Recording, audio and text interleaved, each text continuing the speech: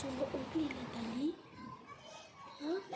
சீத்துருல சீத்துருலையா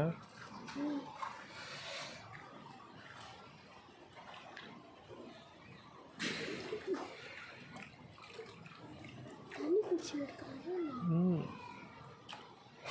அவர் வெளில வந்து மூச்சு விடுறாரு தண்ணி க்ரஷ் பண்ணாது தண்ணி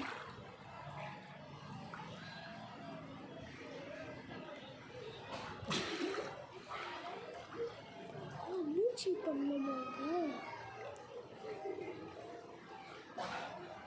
அப்படியே இது தண்ணியில இருக்கிறாரு கழிச்சிட்டாரா